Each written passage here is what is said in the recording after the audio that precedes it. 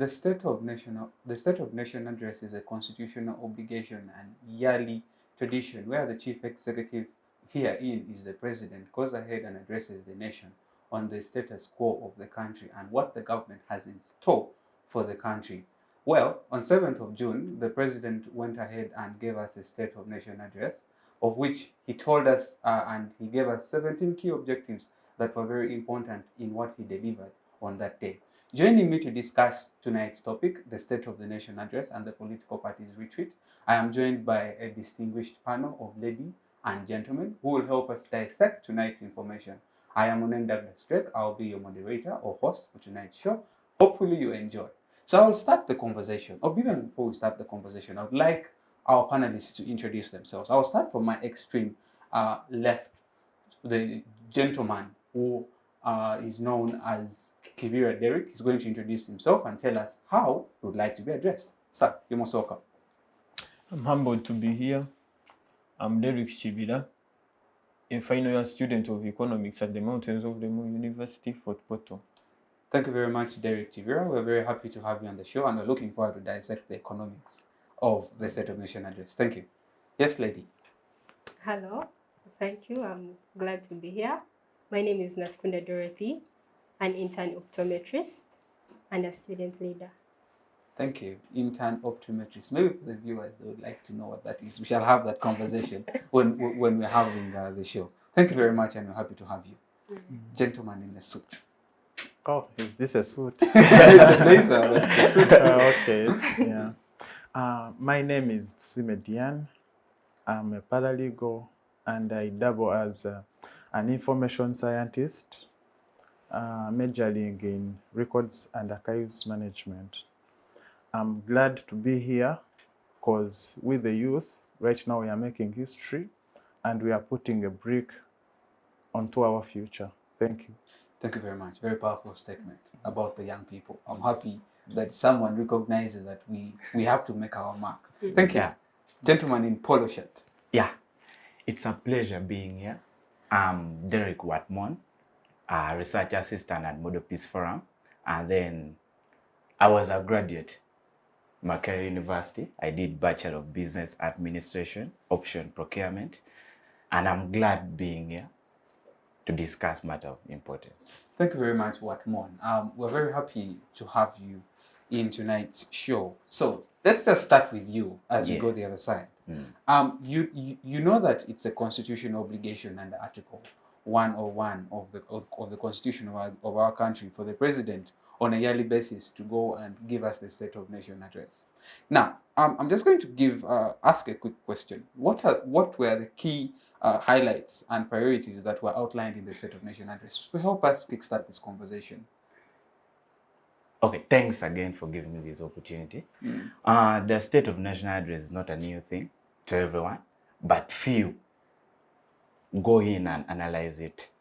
And I've been one of them to analyze the State of National Address. What President Museveni said, what President Museveni discussed is not new because it's almost repeating the same thing which was discussed in the previous State of National Address.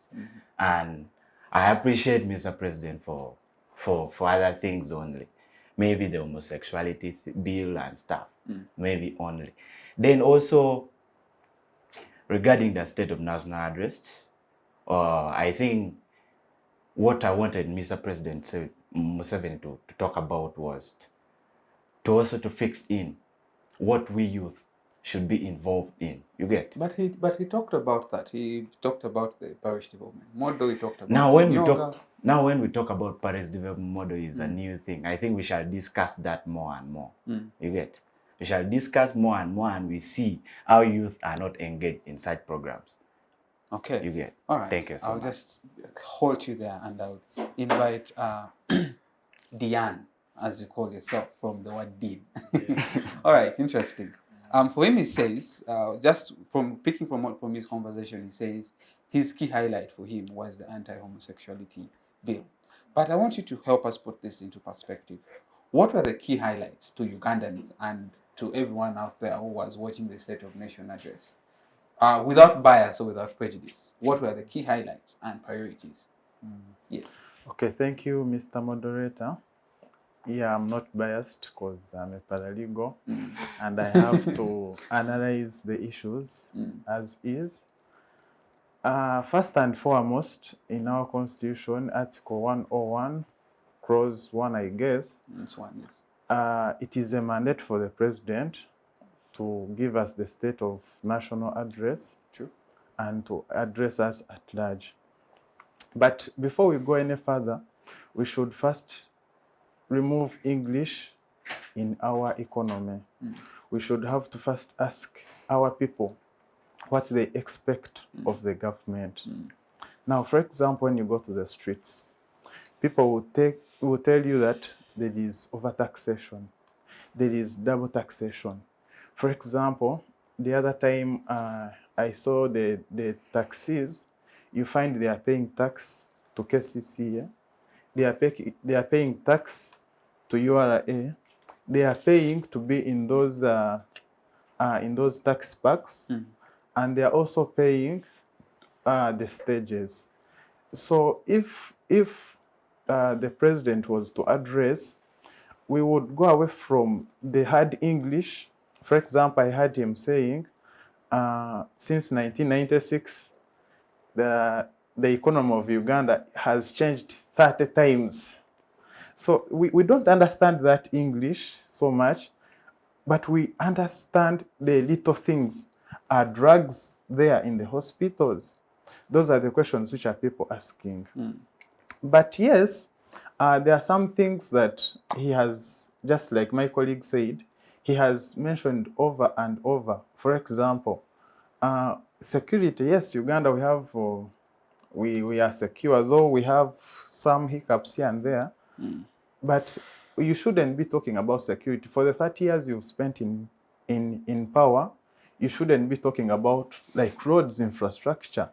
So I expected him to come and talk on other things. For example, roads, the potholes. We should not be addressing potholes. He has been here for 30 years. And I can even challenge, there are some roads which were constructed by the former governments.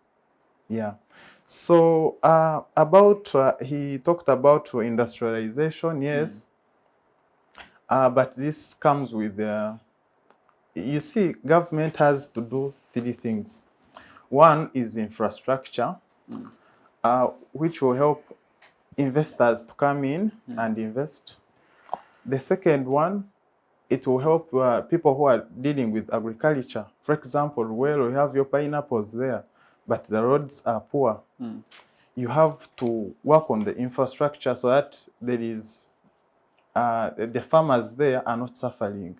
And this on infrastructure reduces on poverty, because people get employed, we have investors, we are on the market.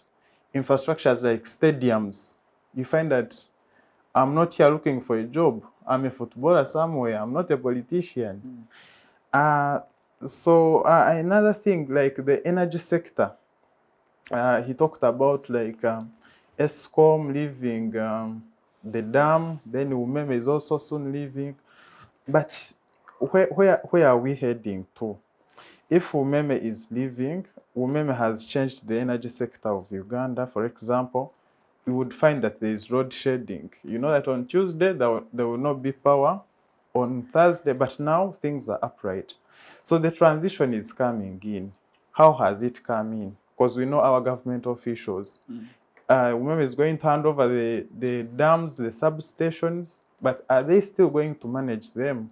And is our economy going to still move on? So what I'm trying to say is we should zero down to what we expect.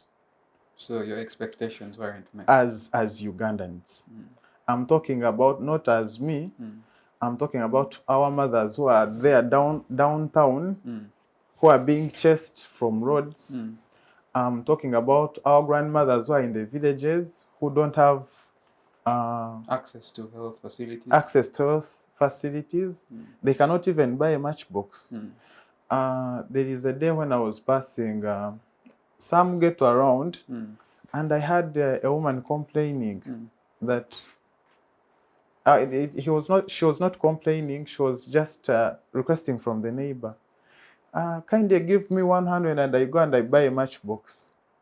And now you're saying that we've improved, that there is no inflation, because he also mentioned that the inflation has gone. It's all right. We shall dissect all that later. I get your frustration as a young man who has Uganda at heart. But we shall get to that. You're going into the nitty-gritty that will actually put me in a situation of, should we just proceed with the conversation into that? But we shall get there. Allow me bring in Dorothy. Dorothy, from what I pick from Diane and Mr. Watmon is the expectations of them and other Ugandans weren't met.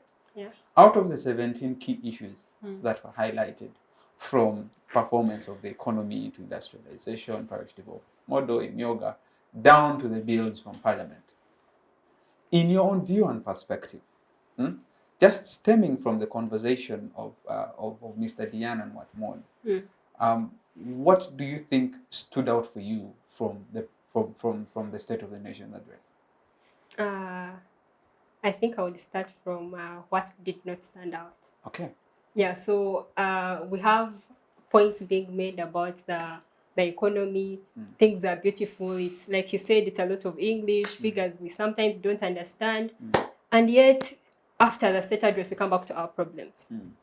So for me, I think that I'll look at it like we are building up a house, but the foundation is not strong. Whereby we are capitalizing on the economy, but are people well? Given my orientation, it will be health that I focus on. If we do not have a healthy population, it's not going to be productive. True. So you can put up as many industrial parks as you want, but who is going to work there? How long? So I feel like it's not sustainable, first of all, that, for example, the Yoga Parish Development Model, that we are now giving these people money, which most of the times ends up in other routes, and yet we are taking a lot of this money that would help these people if we did not take it. I feel like the taxation is unfair, and yet I would like to believe that those funds are the ones we bring back. So why actually take them away? Why don't you leave these people with some of these resources, put up a proper infrastructure and let them grow? We cannot keep giving people peanuts. You get small monies, but you cannot even invest. If you give me money, I'm going to eat those seeds if I'm hungry, yet I would plant them. You get the point? Yeah. So you cannot give people seeds to plant when they are hungry. They won't do that. Meaning that we need to first solve these issues that we are not talking about. Hunger, health, and so on. So we shall talk about the deployment of interns and so on. Our health system is dying, and yet we expect to be productive. Yeah, that's what I would say. All right. Yeah, if I can come in there. Maybe briefly, allow me first engage with Mr. Derek. Then I come back to you. Yeah. Okay. Then we can discuss into detail the concept that was captured in the State of Nation address. I will now start with discussing the concept with you, Mr. Derek. You are a student studying economics, and the first issue that was addressed in the speech of the president when I was addressing the nation, he talked about performance of the economy and economic growth. Allow me quote him verbatim and then ask a question. He says, as a result of the NRM government's deliberate efforts to expand the economic base of the country, a strong foundation has been built for rapid economic growth and socio-economic transformation. In 1986, when the NRM government took administration of the country, the size of our economy was equivalent to US dollars 1.5 billion. Today, our economy is about 49.4 billion US dollars. In other words, the economy has expanded by more than 30 times since 1986. Let us now discuss the economics of this statement that was uttered by the president during the State of Nation address. As a young man who is pursuing economics, how true is this statement? Is it actually true that that economics is reflected on just paper, or economics should be reflected in our pockets? The president the president's take on the growth of our economy, actually he didn't arrest my fears concerning the performance of our economy. He was boasting of how the economy has grown 30 times like it was in 1986 to close to $50 billion. But we are all aware that the contribution of debt to this GDP of 49-point-something billion is now surpassing 50%, more than what is recommended by the International Monetary Fund. Now, what are the consequences of such a situation? Over the past decade, we've been borrowing a lot to finance our infrastructure, energy, and other development needs, especially from the East countries. Most of our infrastructure projects have been funded by the Exim Bank of China. And reports have it that of this debt burden of Uganda, 20% we owe it to China. The other day, the Minister of Finance, Matia Kasaija, was asked on our ability to repay the loans. And the man was laughing wildly, like he always does, that we can't default to pay. That as long as he lives and the president lives, Uganda can't default on China loans. But then we must understand that this country is not about individuals. We must plan ahead. Whether Museveni or Kasaija, they are here or they've left, we must leave things right. So, and we must study from history on how China has been performing with other allies of it, where it lends money. In Kenya, leaked reports have it that also Kenya is in a situation of ours where debt has surpassed 50% to GDP, and because it defaulted to pay on some loans, China has taken over some interest in the port of Mombasa, which is a strategic port. Also, there was a situation in, I think, Sri Lanka, where the government defaulted to pay China loans, and also a strategic port was taken over, what resulted into a social uprising, protest, and the government was toppled. So, as Ugandans, as an average citizen, I expected the president to direct us on how they plan to repay these loans he's getting from China day after day. Because a senior economist in this country, Fred Muhumuza, has warned that should Uganda fail to repay the loans, given that China got a footing in our petroleum sector through its national company, which is SINOC, then it will repay itself by determining the price of our petroleum. So the president really didn't arrest my fears. Also on the issue of inflation, he did mention that we're experiencing some mild inflation as a result of high prices of food crops, as a result of climate change and environmental degradation, then leading to poor performance of the agriculture sector. So I would expect him to address, give us solutions, what is causing this climate change and why is he reluctant to take action on issues concerning environmental protection and climate change, of which he didn't. Also, talking of the growth of economy, when we are to put into account the GDP per capita, like what of the economy, what is the share of every Ugandan, you find that it is reflecting a big figure, but when you come to the ground, you find that a lump sum of the economy is concentrated in a few hands of the population, while the rest of the people are suffering. Now those issues weren't addressed, and I didn't see it bringing out to the clear light. All right. Thank you very much. I would engage with you, Diane, before I come to you at Mon, and then I have Dorothy. You wanted to add something later on. You'll have the time to do so.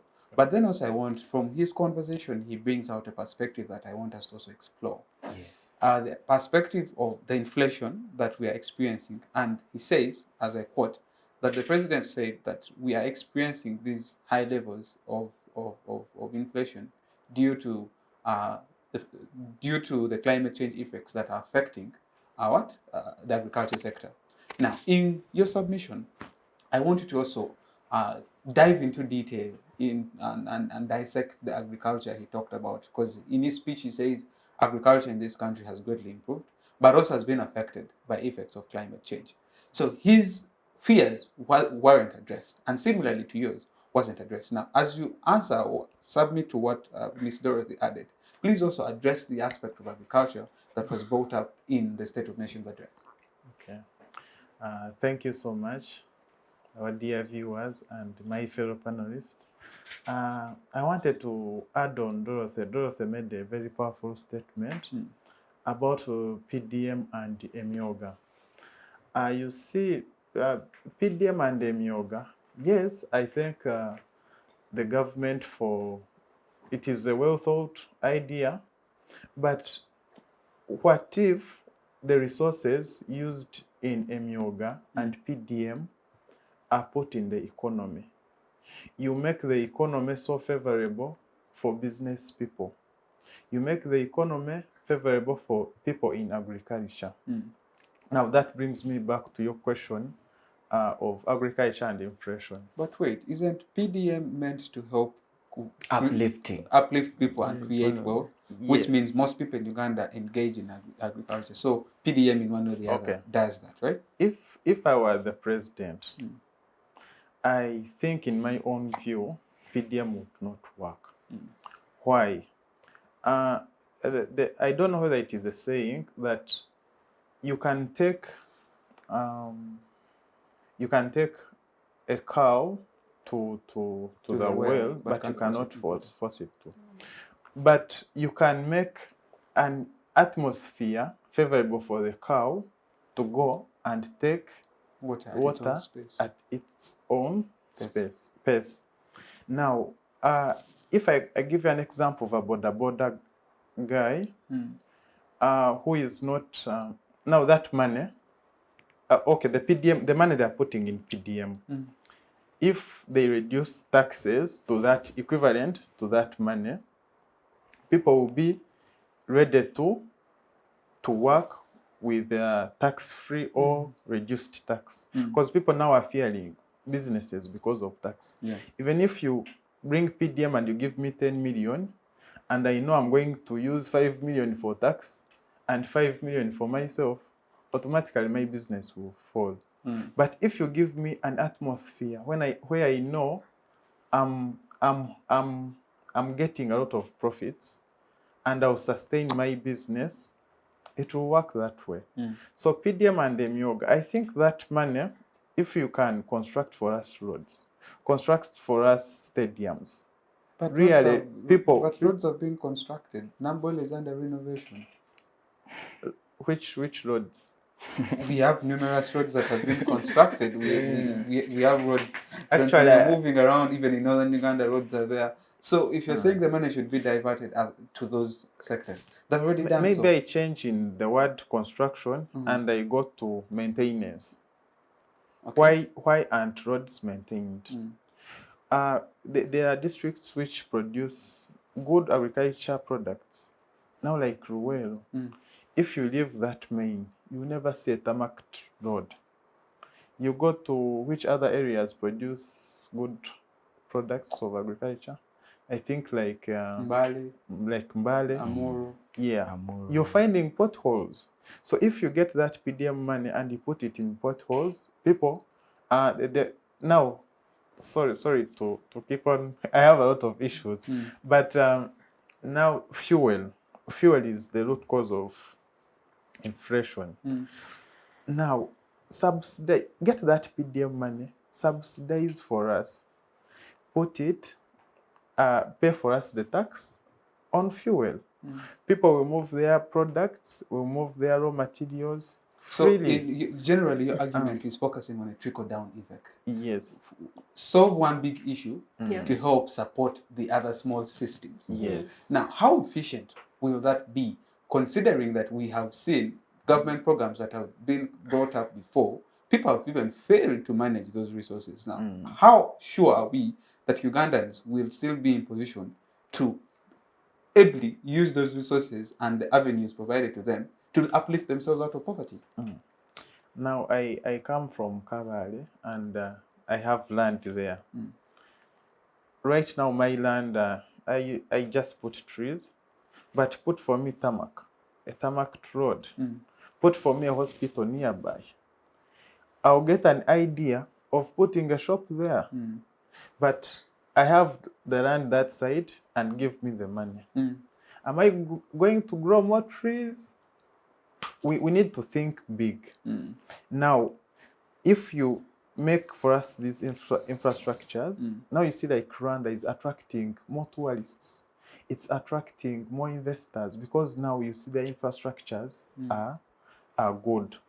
So there comes in the issue of going globally. Like you find you have your market globally. You have your pineapples. You know, a person from USA is going to come in Ruwero and take your pineapples. That's where we should. That's the discussion should be there. Yes. Okay, thank you. So as when you're submitting, I pick that your concern is generally the State of Nation address didn't address your concern. And in your submission, you say that monies that are being splashed on PDM and Emyoga should be addressed to other important issues that help people grow. For example, health. Put for people hospitals so that they are in good health. Maintain roads and have good roads for people in villages to move their products in town. Now that in the long run helps boost agriculture.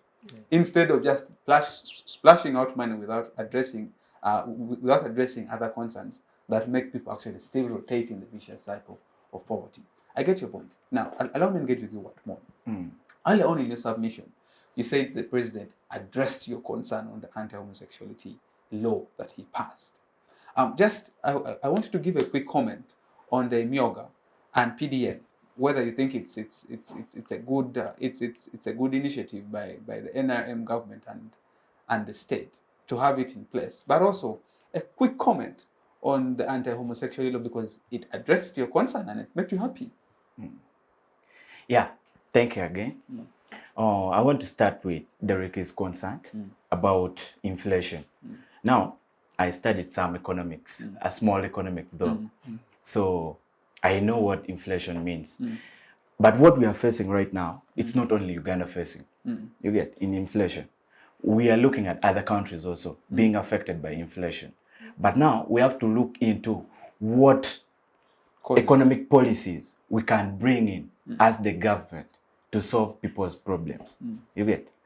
Now, we are seeing the Russian-Ukraine war.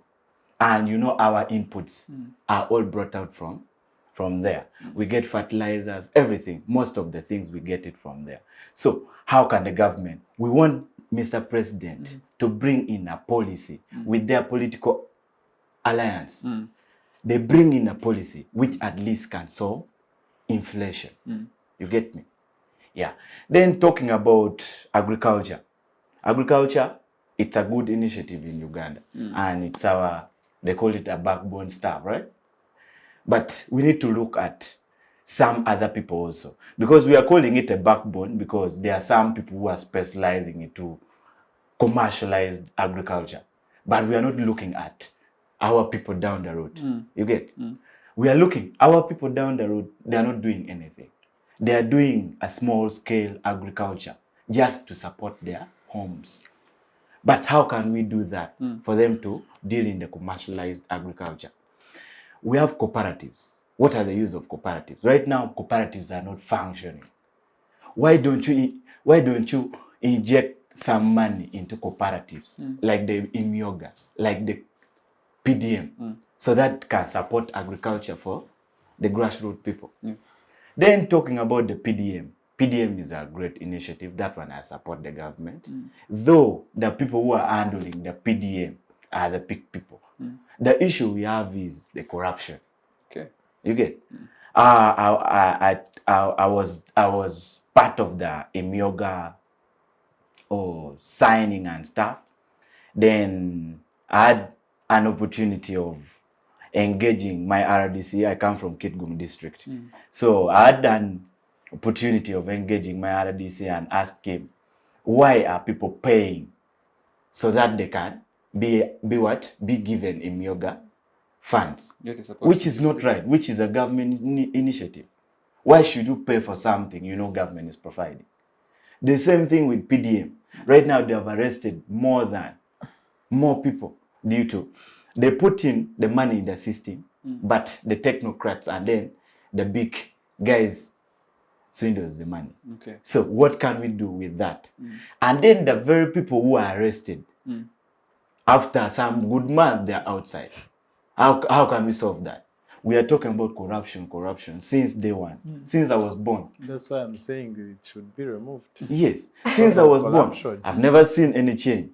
Because the very people you arrest, the very people in a month, you find them in the same office. All How right. can we solve that? Now, quick thoughts on the anti-homosexuality law. Yes, this one I appreciate, Mr. President, because we are protecting our values. You get? We are protecting the culture and our values. So I feel it's good for us to protect our values. Can I ask a rhetoric question? Ask. What are our cultures and values? Our cultures and values. Rhetoric. You don't but it's okay. Dorothy It's will fine. answer. It's fine. Then also, I want to add something on what Dorothy said. Dorothy talked about she's into the health sector and stuff, but we are seeing these health sector thing is becoming a problem also. People have limited access, though we have a lot of hospitals, but in the same hospital, they are charging these patients. No, so Dorothy, am I right? Sometimes I do. Not sometimes, most times. It's okay. It's Yeah. fine. It's So- fine. And I think we should also engage into that thing so much, the health sector. It's fine. And then they also solving their problem, the internees. These people need money. It's to take okay. care of It's them. okay. Okay. Thank you so much. You're Thank you welcome. so We much. shall get the Dorothy. Yeah. Listening to what Mon and Diane, we get very serious concerns from the conversation of Parish Development Model to Imyoga, and then to the performance of the economy, agriculture.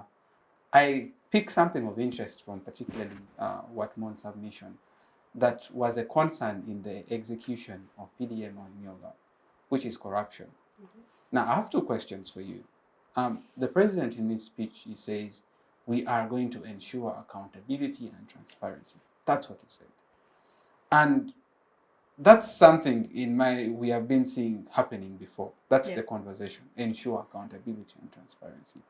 The small fish are the one who are put into jail, the big fish are left roaming around. I wanted to address the issue of corruption. Did the president talk about it enough? Then two, you are a medical student as well. And you know at the moment, we medical interns are not going to be deployed and they're not going to be paid. And you know our health sector is in an alarming situation. Yes, the state minister for health, Dr. Diana Twine, went and said those who cannot pay to go for internship should. And you'd expect that the state and the citizens have a social contract, so there must be a relationship. The state has to play a big brother role. So I wanted to comment on our health sector, focusing our concerns on issues of intent. So those two questions, corruption and health. Okay, thank you very much. I'll start with corruption. It's something I've thought over and over, and I think it's time for us as Ugandans to take part of the blame. We cannot keep blaming the government, and the government is not even a person. So it is us Ugandans in these positions doing these things. So I think I would call us to taking charge, taking responsibility at individual levels, and knowing that we need to do these things for the country. And as long as we take that direction, we shall do better. But it really comes back to any individual, because these people are doing it, they are not the first. And sadly, some of our age mates right now are taking the path. True. They are literally training to be corrupt. So which means that this problem will not end, and talking about it will not even help. So about whether the president talked about it enough or not does not matter. Even if he spent the whole address talking about corruption, it would not change a thing if we do not do better as individuals in those positions. And also taking it upon ourselves as youth who are becoming the future leaders to actually prepare because we are human beings and that's the card we always play. We make mistakes and so on, but then we should take responsibility, be remorseful when we do those bad things and do better. So I think we all have a duty. We can hold the government accountable, but then we have to be accountable as individuals. There's the thing about being your most true self when no one is watching you. So what if, because we can forge papers, we've seen that happen. Yeah. People forge receipts and so on. So it means that for as long as we make accountability about papers and receipts, we can find a way around it. We need to look at the actual thing. Accountability before they ask for it. Me as an individual, if I'm given money, that before people ask me for reports, I feel accountable to myself that I should be doing the right thing, even before the time comes when people ask me for results. So I think it starts with us, and it does not just happen. We have to be deliberate, and that's especially for us, the youth, because I think we've lost some of our parents already, which are the people who are the people leading the country. So I think it's up to us to actually be very deliberate and know that this vice will not just go away by talking about it. We need to watch how we do our things, be more honest, be integral people. We have to practice, and we may never even become perfect, but we shall be on that path. So I think we should stop pointing fingers, because even in the smallest businesses, corruption is there. But it hits the most when it's government. But like we've seen, there's an NGO exhibition going on Twitter, and no one is clean. No one's hands are clean. Yeah. So no one even has the moral authority to talk about morality. And for as long as moral authority comes from perfection, no one will ever have it. But we can take a direction where someone can come out to say something, that you have a track record of having a proper character, you're honest, and so on. So you can actually come out to say these things. But we know very well, for example, that even people who became rich through stealing will come and advise you to be honest, be good. But somehow, because of how they got rich, that will not take you there. Meaning that we have to actually live it. That if right now it can make sense. I don't have money yet, so people can understand. But if I came back 5-10 years from now, and I have money that I got in improper ways, very few people openly say I actually swindled and all to be here. So they will still tell you the things we were told growing up, which we now come to believe do not work. And yet after going around in circles, we find out we need to come back because we are lost. Everyone is doing whatever they want, and we are lost as a community. Okay. Yeah. You say we are lost as a community, which then brings us to the conversation of interns. The state has mandate and responsibility to take care of its citizens, take care of its students. Now, this brings us in two perspectives of the conversation: education and health. The president said they came up when the NRM government came into power. They introduced UPE and USEE. That means children of poor parents should go ahead and achieve education, right? Yeah. Now, at a point when you reach into university, you're a son of or a daughter of a poor parent, you cannot go ahead and attain internship because you don't have money now to pay to be deployed. As a medical student, please speak onto that. Well, I do not even know where to start. First of all, it's painful that we are here. And I think for me, it speaks to our priorities very simply. We are drowning in debt, that's one. But even when we are there, our priorities are so wrong. Like, our priorities come to ensuring a welfare of just a few people at the top. And it does not matter what the rest of us at the bottom are going through. These people do not know what's happening in hospitals because they have insurance, they can afford to go anywhere and get proper services. So I think that detachment from reality is a problem. And in future, we should do better. That even if you're a leader, you should have some things that actually tie you to your people, not directly, not by acting like you feel for them, but that when you fall sick, even if you have insurance, let it take you to Molago. That in that moment, you're going to actually understand what people are going through. But for as long as people do not know what other people are going through, I can understand. Actually, sometimes I take the blame of them. They do not know. These people are rich. So they cannot imagine that there are some poor people. How can't you afford? You get the point? So for as long as these people are detached from reality, this is going to keep happening. They do not feel for us. We are on our own, clearly. We are on our own. Yes, we That's are. to say. Allow me engage with Derek. Derek has been quiet. And from her submission, she says we are on our own.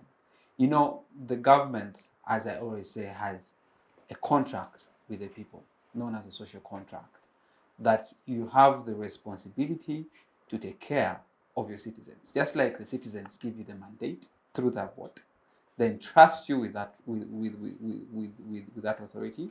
So as a government in power, you are supposed to reciprocate and deliver services to your citizens. Now, I want us to explore the aspect of I want us to still explore the aspect of education. You're a student yourself, yeah, you're a student yourself, and you know that our education sector is day in day out drowning, falling. A few weeks ago, we were talking about expired courses. Right now, they've gone ahead and the website has changed to under review. Yet they published they published information saying that that Cambridge document was fake. Yet we have students who have been denied placements in international universities. Now, as this president was giving us a speech and just focusing on UPE, USEE, among others. Now, as a student in a university, do you think or do you feel, particularly focusing on education, our concerns were addressed? Because we are more like detaching ourselves away from how the world is fast growing and evolving. Technology is growing fast. How many of us in our universities actually employ these techniques? Please submit. Education. Talking of the education sector in our country, it takes me to the book of James Robinson, The Source of Poverty, Prosperity and Wealth, Why Nations Fail. It got a concept on extractive policies. And I must say we got some extractive policies in this country. Like she did mention that most of our senior politicians in this country are a distance from reality. They don't understand what is happening in the country because their children don't study from the schools or universities in this country. When they fall sick, they access services abroad. So they are really a distance from reality. They are last year, was it last year? Or at the start of the year when this minister, Police Bariomunsi, got sick from his constituency. No, it was airlifted. It was He put, airlifted to Kampala. he put it that he got a blackout. Then in the first place, he had to be admitted at the local hospital in his constituency. But like she did mention that maybe he hadn't checked in for some years. So I'm told that currently services are very good at that very hospital because he experienced that risk. You can imagine a situation, maybe he wasn't able to get a helicopter to airlift him to Kampala. And yet very many Ugandans who do not have that privilege. Yeah, they don't have the privilege. So he had to order for services to be improved. The other day when this minister was remanded to this minister, junior minister of finance, was remanded to a prison in Ruzira. When he came back, he was like, this was a blessing in disguise. Maybe I have to take action because the conditions out there are not right. So the real issue is that the politicians in this country who are in the steering seat are a distance from reality. They don't want to come on ground to find out what is happening. And I must say things will continue going wrong until they feel that they belong to this country, because at the end of their terms of office, they will still have to come back to the people and on ground. Now, talking of education and the expired courses, personally, I feel it was an issue of laxity with these universities to do with compliance with NCHE, because it is their mandate to make sure that courses Are are reviewed by NCHE. But when you sit in your in your air-conditioned office as a vice chancellor, and then you're not checking how things are going, then what would you expect? Then talking of the word expired courses, like the Attorney General did put it in Parliament, it was really a bad choice of word. Allow me to address that. But choice of word, you say. Yet, according to the National Council for Higher Education, there is no any other one, because if your program has not gone through the accreditation process and it has definitely elapsed, that time frame has elapsed, how would you term that?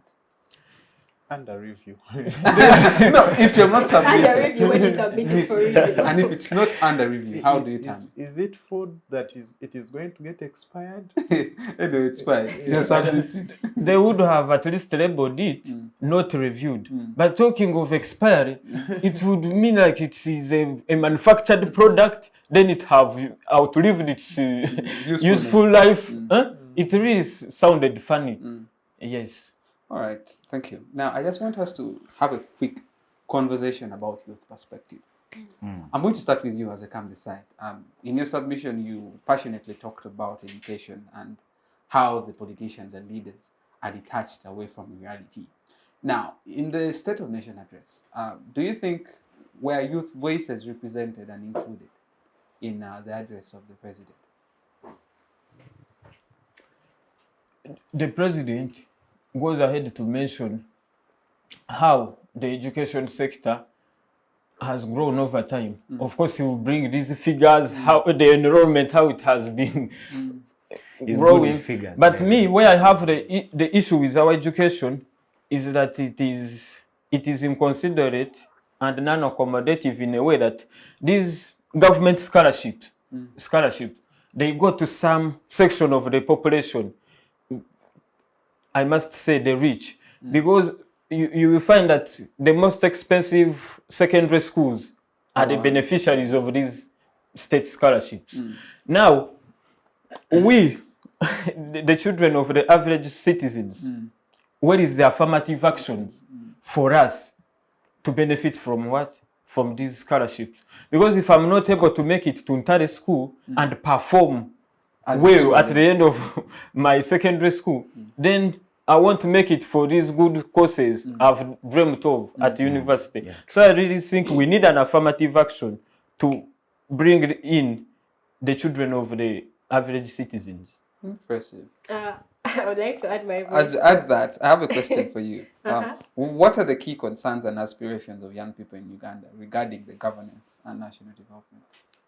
As you can add that, and then you tell us the key concerns and aspirations of young people. Okay. Regarding I'll start governance. with responding to him. I think the approach to this is going to have to be like systemic, if I should say. We cannot keep patching up things when we need to actually do some good work, which means the affirmative action he talks about, I do not agree, though I believe we need to make sure those schools actually do better. You get, adding points won't help, but if we make sure that those schools are doing better, are doing well as well, it means that there won't be need for parents to want to invest, because some of them actually invest. It's not at all true that all these people in these schools are from rich families. Yes, true. But people have just become strategic because that's the order of the day. It means that you can take your loans, sell your property, take this kid to a nice Kampala school, and they get government. You're relieved of that. So it's not that all of them are rich.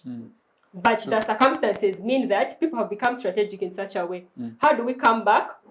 We're going to have to organize our education system such that me studying in Kanungu, another one in Rukunjiri, another one in Kitgum, we can compete favorably, but we shall change the schools, not trying to do affirmative action.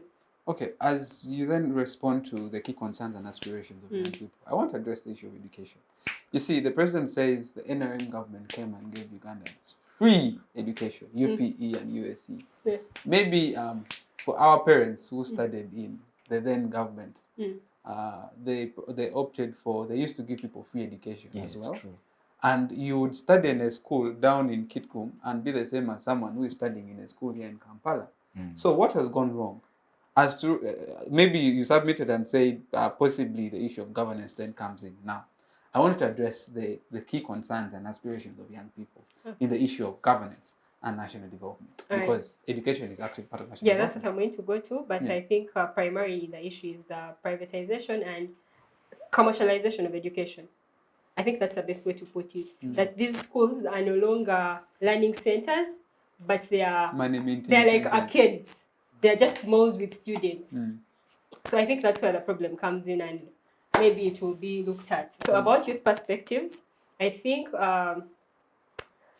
it's I don't know how to put it. I am not certain yet that we have a common standing. We could actually share feelings about disappointment with the government and so on, but I am not certain that we are organized in mind and what else? In preparation for whatever lies ahead. So I think what I would say about this is that we may share the discontent with with government, but now it's time for us to organize. So that when, for example, I come here, all I have to say, I should not only have to say that Sevo has done us bad. I should have a solution. I should be thinking forward so that when he goes, we have a plan. But now if we do not have a plan when he goes, what happens? We continue with our lives, that disorganization. I think we need to get organized. We share some of these thoughts, but then we need to organize them. And then appreciate diversity because we are different. And then I also wanted to say that our diversity now has become like a source of division. But it's up to us to actually use it to unite us. That you see, every sector has issues, but every sector fights for their sector when it's their time. When doctors are up in arms, only doctors are supportive. Then they sit back when it's teachers, and when it's farmers should fight. But I think we need to realize that we are in this together and fight for each and every one, because that's the only way we shall get to the top together. So I think we just need to organize, appreciate that our differences should actually unite us. Interlink us, true. Yeah. For as long as we're moving in the same direction, our differences should not matter. But if our Uganda is going forward, great. Nice. On issue of governance, you bring a very interesting perspective that as young people, we have got to organize ourselves, not just to rant, but be in position that we are strategic, in that when our time comes, we are ready. And when the doctors are ranting, everyone joins them in their fight. When it's teachers, we all join teachers in that fight. When it's farmers, we all join farmers in that fight. That is governance. And I think having these conversations as young people is something that we should do. And thank you. That is real good. Diane, I'm listening to these young people. I get overjoyed and overwhelmed and ask myself, where have you guys been? We need to strategize and put ourselves together and have these conversations and engage and take our country forward, because our time is actually now. We shan't be 20s again. We shan't be in our 20s again. So my question to you is, how can youth engagement in politics and decision making be further encouraged and supported? Okay. Yeah. Thank you so much. Before I get to that question, you're a law scholar. Yeah. And I know in law there is what they call motive, more so in criminal law. Motive, the driver was over speeding, but because he was about to hit a pregnant woman, he decided to hit a child. So the motive was good, but the actions and the outcomes of the actions are bad. You first asked how can youth engagement? How can youth engagement in politics and decision making be encouraged and supported? Yes. Still, I was on how the state of national address helps the young people. So the motive of the president is good, but the outcomes, because they are middlemen, it's quite going to affect the youth, but the motive is good. For example, you say Myoga, the PDM, they are talking about the anti-homosexuality bill, land corruption. It is all helping us, the young people. but how are we implementing this? Then our engagement in politics, we well know that in Uganda, with the youth, we have the most number, and numbers don't lie. So I believe that our engagement in politics will be reminding our politicians that, look, here we are, we need to take over. We know what is affecting us. We know what we want in life. We know how to govern ourselves. So I think us coming up and stepping up, just like Dorothy said, is so paramount. Yeah. All right. Let me add on Quickly, and then we go for a short break. Yes. Let me add on what Dorothy and Jan said. Now we are talking about the youth engagement into politics and decision making. Yeah, that one I think it's a good idea, but what Dorothy said, it's very good. We need to be very organized. You know, for us youth, we have this mind that is more creative than the old ones. You get? So when we organize ourselves and we be very creative in some things, I think we can do better. True. And when government fully engage us into political stuff, into the decision makings, I think we can be somewhere.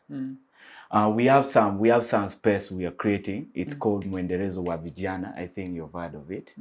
It started this year, 2023. It's a youth-led space for youth, where we can engage youth, and they do a lot of government and national affairs. So I feel these are kind of programs we should be engaging into. Initiatives and politics. Yes. So that at least our voices can be heard. You get? Thank you. Yeah, thank you. As you've heard it, this first half of the conversation, we've been talking about the State of Nation Address, the youth perspective, where our expectations met. But generally, from the submissions of the panelists today, I can conclusively say that the expectations weren't met as young people. But stay with us, as we shall go for a short break, and we'll be back to discuss the political parties retreat. What is it there for the youth, and what are we supposed to know about these political retreats? Are they actually accepted or not? Stay with us, we'll be back. This is the Youth Roundtable. Digital rights are those human rights and legal rights that allow individuals to access, use, create and publish digital media, or to access and use computers, other electronic devices and telecommunication networks. Digital rights include a right to freedom of expression, information and communication through technology, a right to privacy and data protection, a right to credit for personal works, a right to universal and equal digital access, a right to identity, a right to anonymity, a right to be forgotten, and a right for protection of minors, among others. The state's digital rights are frequently violated through various unfair actions, for example, blockage of websites and social networks, theft of credentials, unauthorized use of people's data for personal gain, privacy intrusion, online censorship, arrests and intimidation of online users, internet blockages, and the proliferation of laws and regulations that undermine the potential of technology to drive social, economic, and political development worldwide. It is hence every citizen's responsibility to respect rights of other digital users and to speak out or report to the responsible parties when one's rights are violated. Hello viewers, welcome back from that short break. Earlier on, we're discussing the State of Nation Address and political parties retreat. In the first half of our conversation, we traversed the State of Nation Address, where the young people's expectations met. Did the State of Nation Address actually look into concerns or areas that affect us directly? Did the president achieve the objective of his address? Were people happy about it? We explored all that in the first half of our conversation with this very wonderful panel that helped us with that. Now, as we first shift gears a little bit and talk about political parties retreat, I'd like to begin with you, Mr. Derek. You know, political parties retreat is something that oftentimes helps political parties get back into shape and look into areas that they need to focus on. You know, the NRM went into Chankwanzi for a 10-day retreat to help them revise and look into areas that of key concern to the party. Now, my quick question to you is, what is the purpose and significance really of political parties retreat? Ever since the inception of multi-party democracy system in Uganda, that was 2005,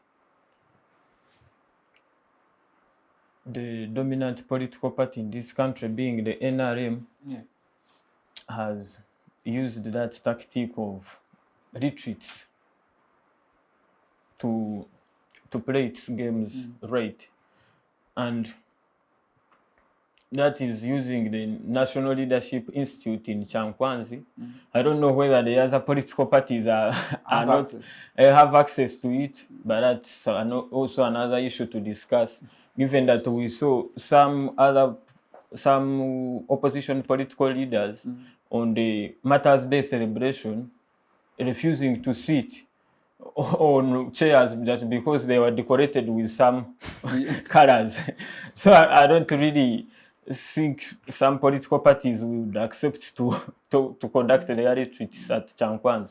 But my take on these retreats is that, especially for the NRM, having been in power for so many years, the president finds it necessary and prudent to bring these people to, I must call it, a conducive environment where he can persuade them to dance to his tunes and direct them to a direction where he needs this country to go. So the NRM has been good at it. The other parties, haven't seen them do it much, but I think retreats have helped the NRM a lot, and the president in particular, because most of the time they go there, they approve his sole candidature. So most importantly, it is to the benefit of the president himself, I must say. Okay. I'll come to you, Dorothy. I don't know if you addressed your mind to the objectives of what happened in Chankwanzi in that 10-day retreat. Not much. Not much, but what you know. Not much. But I think I just have a general idea, given that not much has changed. It keeps happening. It's a sort of indoctrination. So that's just about it for me. It's trying to get more and more people on board. Then we have people, there's this slang of simping that we use in day-to-day relationships, but then you see Ugandan leaders simping for the president. And they keep doing that, but we all know we are up to getting favors and so on. And I think the primary goal, my conclusion would be that at the end of the day, everyone just wants to be favored. So it puts him in a higher position. So as long as you're in agreement, you stand a chance. It's not even guaranteed, but yeah, it's also a risk of its own. But people want favor. And in my opinion, it's favor to stand apart, to not be like us, favor to be able to fly out when you're sick so that you don't die in our hospitals. So I think it's just part of a big problem. The retreat in itself would not be bad. It's actually a good strategy. Just that at the end of the day, them going further has not benefited us. They've been here for years. But if it was in a proper sense, actually, if this leadership conference would have each and every one, opposition, I would say, because you said it's a national leadership institute, meaning it should welcome everyone. If we are talking about taking Uganda forward, like I said, for me, I believe our differences shouldn't be an issue. If we are moving in the same direction, if we all want a better Uganda, there is no reason why we should be fighting. But I think, of course, interests are at play. So it becomes tricky. There's a lot of friction. But if we all really wanted the same thing, I would not even imagine an opposition. Go and oppose your things, take Uganda forward. But what are we doing? Scratching each other. Yeah, true. And And we're not getting much from it. Okay. From Dorothy's perspective, we understand that the primary objective of a political retreat is, first of all, to reassure the cadres of that political party that we have power and we have done this, we have done this, we have achieved this. And from what I get is, particularly from her example of the NRM, she says, as I quote, that these cadres of the NRM, the MPs and the cadres of the ruling party go into these retreats with intent of getting favors from the president. You understand, when you go there for the 10 days, they remit to your account some particular amount, and you possibly stand chances when you be in his good books. Yeah. So are we swaying away from the primary objective of political parties and making it more an avenue of trying to please someone because you want something in return? Okay, thank you so much. By virtue of Uganda being a political party state, and under its Act of the Political Party and Organization Act 2005, we agree that these retreats are paramount. Political party retreat may mean to strategize, reflect, and foster cohesion among the members. It is not only happening here in Uganda. You find like now the oldest political party in US, the Democratic Party in US, it makes retreats since like 19 over what, I've forgotten the years. 1917, they have been making retreats. And this has made them maintain the power. And the main objective of a political party is to maintain that power. So by going to these political parties, I mean political party retreats, it helps a political party, one, to understand the internal political dynamics. For example, the other time we had Jessica, there was elections there in northern Uganda. Jessica Rupo was on the other side. Then Tango Doi was on the other side. They were fighting. But once they bring the retreat, then they start they start consolidating. Then we have the ideology. Among the primary objectives, there is ideology. NRM came with a 10-point ideology. So when they go back to Chankwanzi, they sit down and see, are we still on the principles? If we say that we are going to provide education for our people, are we still on the right track? And we also have other political parties. For example, the most recent retreat was PDP in Nigeria? And you see, it brought the current president. And among the political parties, we have examples. Okay, I've categorized them into three.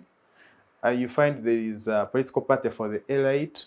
Then there is a mass political party, for example, People Power. Elite political party, for example, in South Africa, they have an elite where the elites, the rich, talk. Even in Kenya, our neighboring country.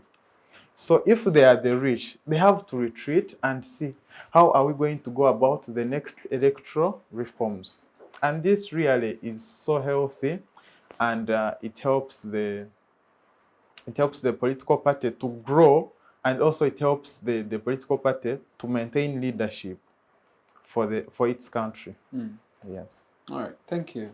What more? When you listen to Diane speak, he says the objective of a political party retreat is to strategize, is to reflect and find ways to consolidate power. Yes, that is the primary objective, really. But also, as a political party in power, then you should go ahead and discuss issues that are of very pertinent concern to the citizenry, because you're looking at what? Consolidating your power and consolidating your stay into office. Now, I just want us to analyze maybe further. 30 years down the road, the ruling party has been having numerous retreats, and also other political parties, I would say. Have they? Yes. Yeah, but not at Chankwanzi. Yeah. So, analyze the 30 years down the road, looking at our current situation. Has much changed? Now, when we talk about retreats of political parties, mostly let me talk about the NRM because I'm kind of an NRM thing. So now, when we are into the NRM retreats, here we are looking at the swords of the parties. We want to know the strength. We want to know the weaknesses. We want to know the opportunities. Then the threats of the party. We want to come with some strategies. After knowing the SWOT analysis of the party, we want to come up with a strategy. What can be done to strengthen the NRM government? What can be done to see that this weakness is not taking place? I believe the retreat is not changing something much, though, like Dorothy said, some people want to gain favors from the big man because you go there and then you endorse Mose, you'll be the Minister of this and this and this. And we have seen that. We have seen these 10 days retreats. Some people are in the MK, some people are in the Mose's endorsement. We have seen the office of the national chair doing that very day, going with Yoleng and stuff, singing for Mose to see that at least we are doing something. But what Mose said, that we are here for well questions and other stuff, which is very right. Now, when we go for retreats, we are not going for endorsement and stuff. We are going to pick up points. We are going to do something for the party. We are going to harmonize people who had conflicts within the system. You get?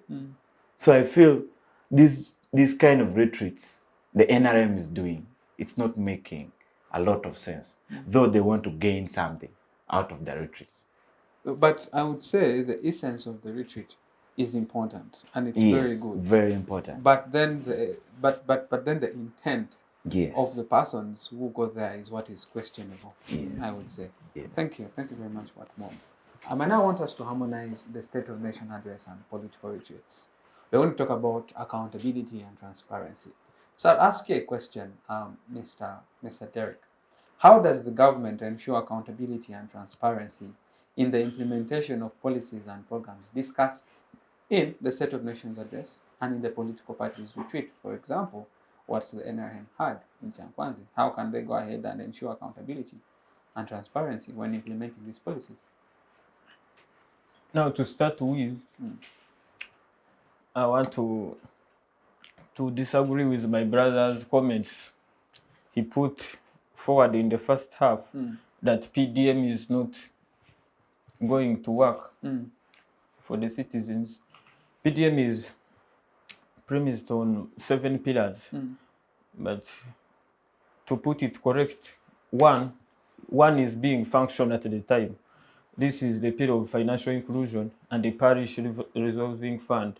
So if we are to discuss the issue of the vicious cycle of poverty, that poverty will take a cycle of low incomes, low savings, and low investments, the parish resolving fund would come in to solve the issue of low incomes, that it is going to boost the sources of incomes of our citizens, given that it is availing cheap credit compared to what can be got in the market with the banks. The lending rate, the interest charged by these banks and some of the circles is very high. So I really believe that the PDM with its financial inclusion pillar would work for the people if at all transparency is observed. But then the issue is transparency and accountability in this country. I always like to put it to the president himself. The other day when the IGG was proposing a lifestyle audit for big government officials, you are all aware of the comments the president put forward, that the IGG shouldn't threaten and scare away these people. because as a country we are lucky that they still invest in this country. So you see, corruption can end if the president himself got on the right path of action. But I think we've got to a situation where things, he's not in good grasp of these things, because some of the big boys in the government are somehow unmanageable. You know, when a government stays a lot in power, it also comes with consequences, because these fellows of yours know the bad side of you. So at some point in time, you find it hard to penalize them and pin them. And that is where we are getting it wrong with corruption. Corruption at that high level. Like of recent, this scandal in the OPM. You can't compare it with this penny corruption of the police officers accepting bribes and what. Yes, it's so bad, but that corruption at the higher levels must be addressed first, I must say. And it takes the action of the president. Yes. Okay, thank you. So your particular concern was to ensure accountability and transparency from the State of Nations address and what the NRM had in Chankwanzi. It's supposed to be the president's effort, deliberate effort, to ensure and hold accountable first the people that he puts into those various offices, but also hold these other persons that help in those other institutions accountable and transparent at the same time. Thank you. Thank you very much, Derek. I'll give a question, Ms. Dorothy. So how my question to you is, how can the citizens, including youth, actively participate in holding government accountable? Because we have had the State of Nations address. The president says we shall ensure accountability and transparency. I am at the retreat for Chankwanzi. I am aware that there are very few young people, particularly the youth leaders who are in NRM, the youth MPs who are in NRM, and very few youth leaders who took part in that retreat. Now, my question to you is, how can citizens, including the youth, actively participate in holding the government accountable? I think that would start with keeping abreast with what's happening. Yeah. Because you cannot seek accountability for what you don't know is going on. And also you cannot afford to stage accountability falsely. You can come and say X and Y is happening because you're biased, and yet people are actually doing their job well. It means that we have to be critical and follow these things and actually know what's happening. That's one. But again, I would say we actually have youth participating in these things. So what I want us to do as youth is to leave the back seat. That where we are participating, what are we doing to make sure things are actually getting better? Instead of sitting and waiting that, hey, shall point fingers, X and Y is not doing this and that. Are we doing what we're supposed to do? Because sometimes people challenge us, and I get their point when, for example, we say we've not been led well and so on. This is at a national level. And yet, for you as a class representative, you're like a dictator. You get my point? So I think we need to really be critical with ourselves first. That's my stand.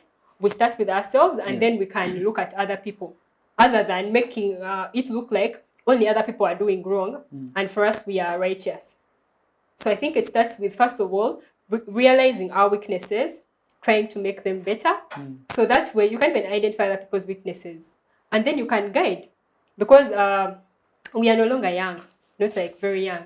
Right now, we are people's role models, the people younger than us, and even some of our age mates that believe in us. So it means that we are going to have to set the pace to begin with. I do not believe that we shall just start trying to hold people accountable when we are not being accountable in the small matters that we handle. So it starts with us. And for me, I believe it's a big cause because it's preparing us for bigger things. So there's a saying that if you cannot be faithful in little, you cannot be faithful in much. So meaning with the little we have, all of us have power. And then it takes me back to, we do not have to attach so much importance to positions, because at the end of the day, these positions come and go. I was a JRC once, now I am not. But if being a JRC meant the world to me, right now I would feel like a nobody. You get the point? So we have to live beyond titles and know that even without them, we can make an impact. And that's how we shall make a difference. Because yeah, we have very many leaders among us. But then in our generation, you can only have like 1 or 2 presidents. So what will the rest do? We have to perform where we are at as we prepare to go forward. Yeah, that's my view. Thank you. That was a very powerful submission. To the call for action for us young people to first of all hold ourselves accountable before we hold other people accountable. Because if we're going to lead this country, we need to lead them with utmost dignity and utmost transparency. Thank you. So my question to you, Diane, we're discussing about accountability and transparency from the perspective of the State of Nation Address and political parties retreat, particularly what recently happened, the NRM Chankwanzi retreat. Now, my question is going to look into civil society organizations. Yeah, civil society organizations play a very critical role in holding government accountable, and they've been doing so ever since 1996. Yes, 1996. Holding the government accountable. Now, my question to you is, what role do civil society organizations play in promoting transparency and good governance in Uganda? Okay, thank you so much. And before I answer that one, my colleague there is not in agreement with me. Yes, I understand he's an economist, where he's looking at figures, people are going to get the money. Yes, I didn't reject on that, but my issue is our government has failed the structures. The PDM, yes, is going to come, but how are our people going to receive that money? I think the president, for the first time, he came out on corruption on the PDM money, and there I agree. And he raised his voice, and when he raised his voice, that's how you're seeing now it is starting to be successful. So I think also the government, now coming back to your question, we should come to restructuring our policies which make our people in the public sector accountable for what they are doing. You now in issue of services, for example, you go to Makerere University, you go to an office, you go there at 12:30 and they tell you the person has gone for lunch. How should we get this person accountable?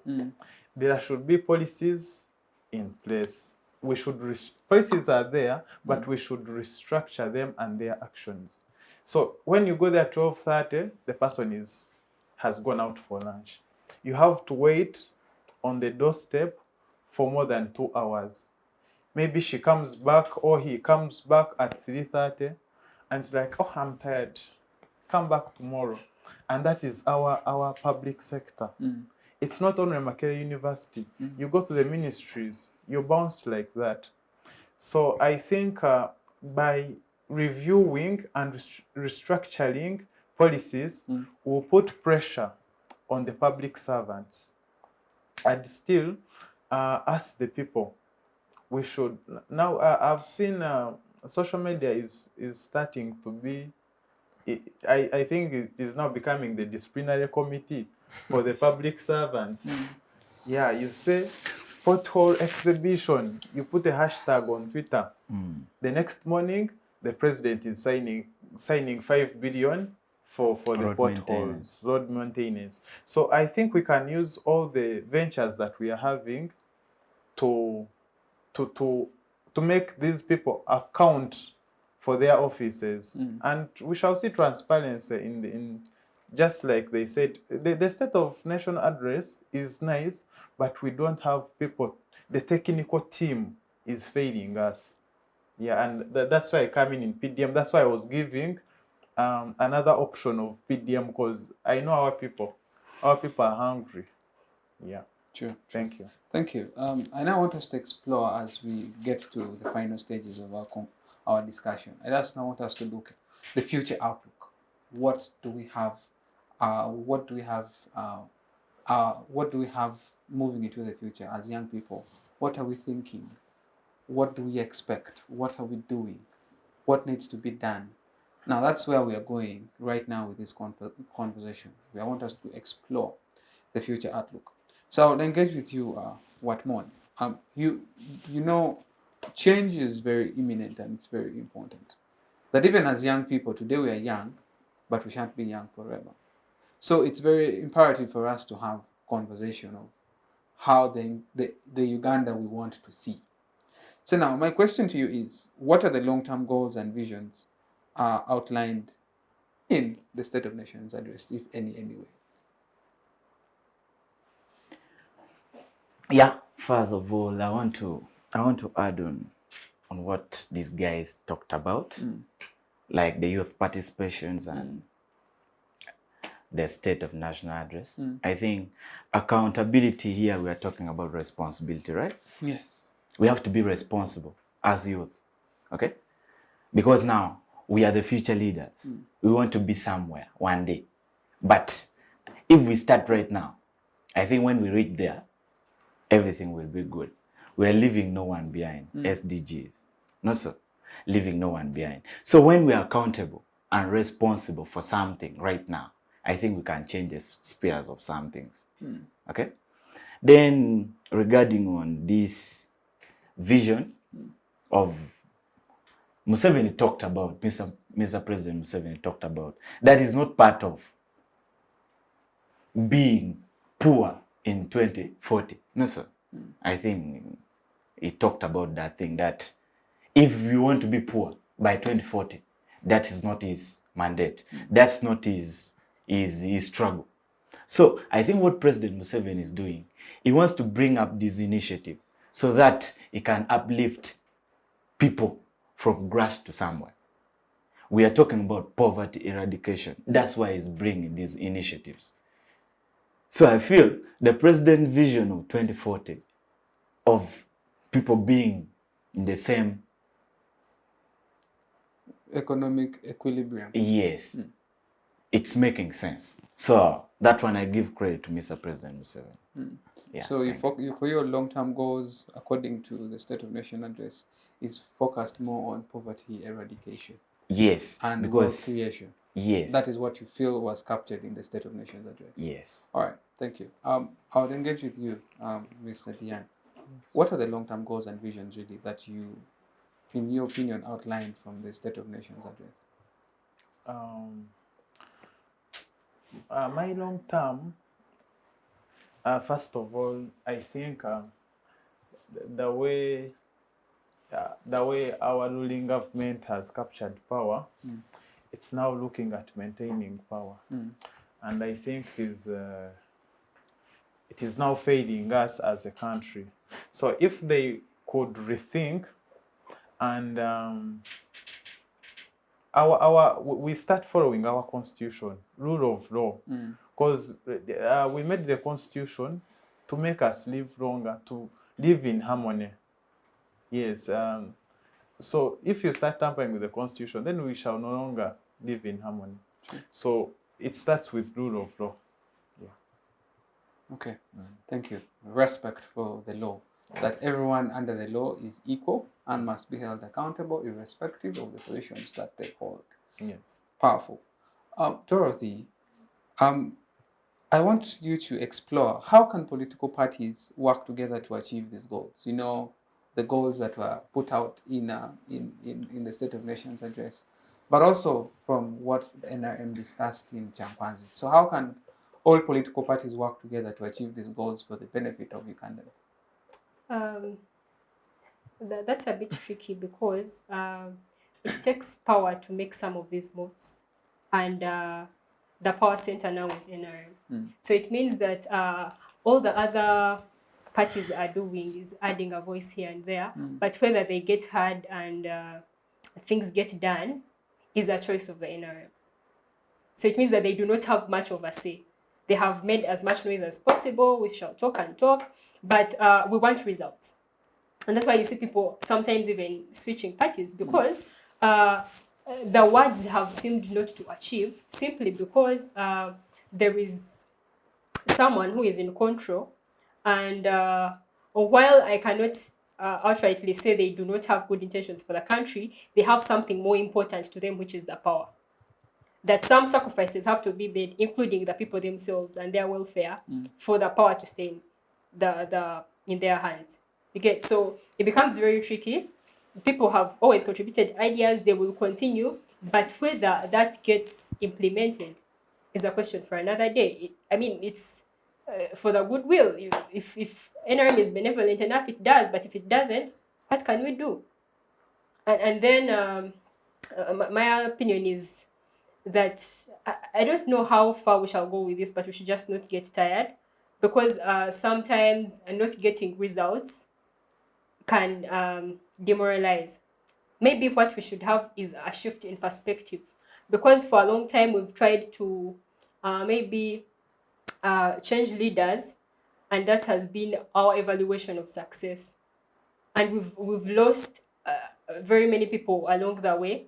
People have stopped following. They think politics is a thing for a few, and yet those decisions impact everyone. Whether you're a farmer, you're a doctor, anyone, you get affected by the decisions made by people you decided either not to vote or just not care about, which means that everyone needs to actually join these discussions. It may take us a bit of time, but I think everyone needs to get concerned, and we start having these conversations at each and every level.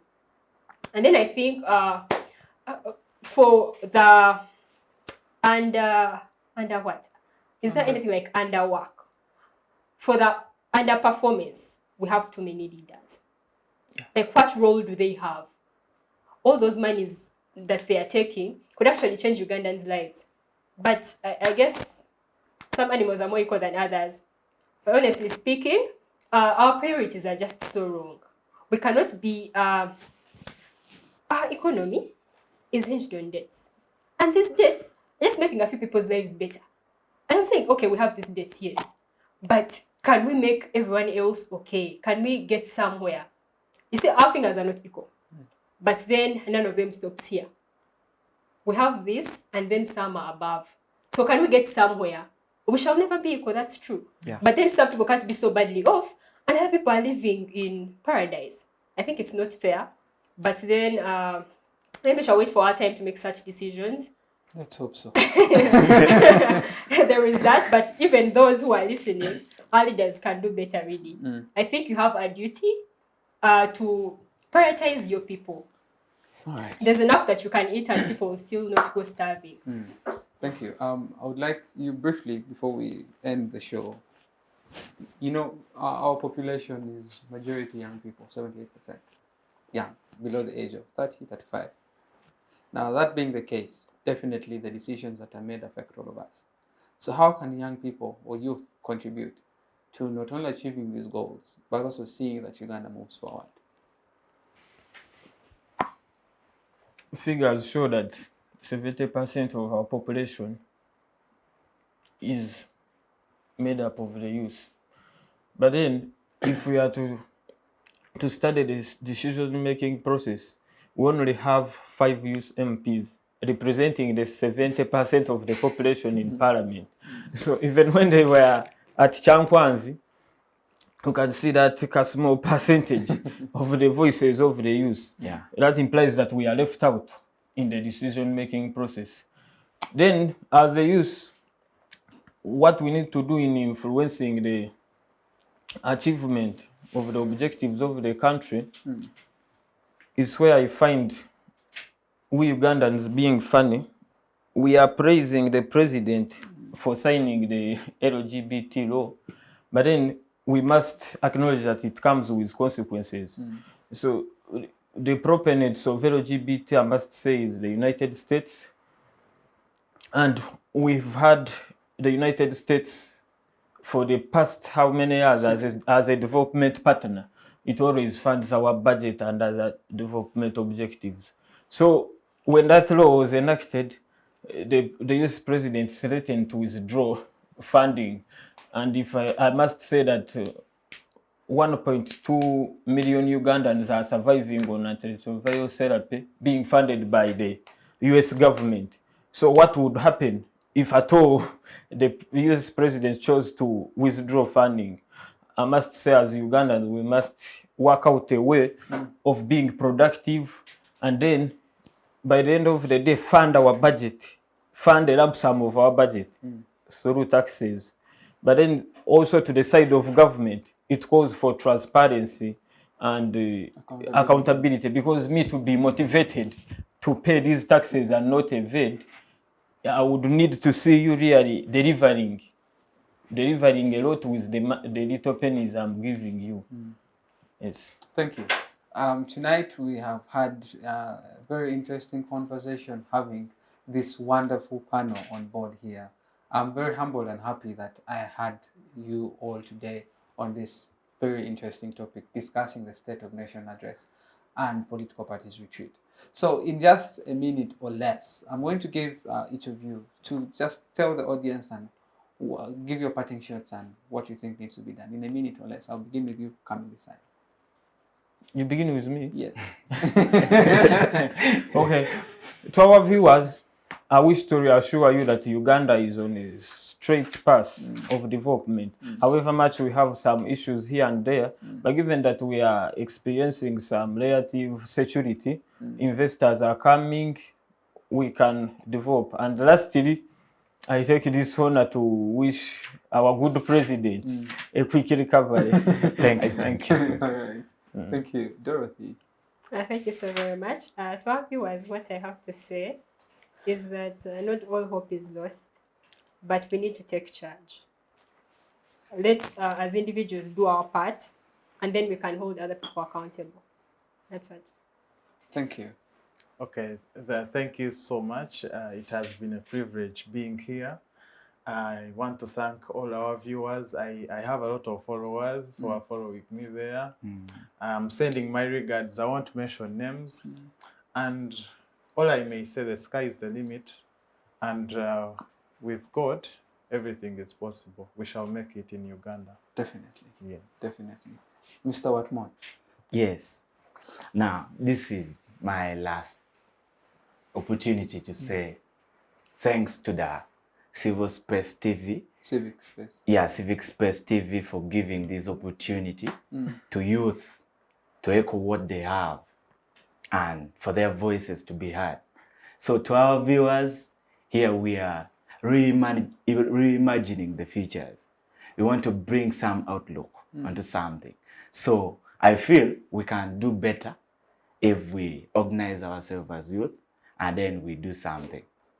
Thank you. And also I want to wish Mr. President A quick recovery. a quick recovery. All right. Thank you very much. You have heard it done there from the panelists our panelists tonight. So right before I say goodbye, I would love to first of all say thank you to all of you for honoring our invitation to come for tonight's discussion. And I would love to appreciate Center for Constitutional Governance for making this happen, for giving young people a platform to air out their views and concerns, since our country doesn't give us the platform that we desire. I'm very grateful to CCG and Civic Space TV, but not forgetting the tireless work of the technical team, Rashid and team. Thank you very much for making this happen. And I would love to say, please follow us, subscribe to the channel, and again, join us next week, same time, same place. We will be discussing more political issues that affect we young people. Keep it locked to Civic Space TV. Thank you. Have a nice week.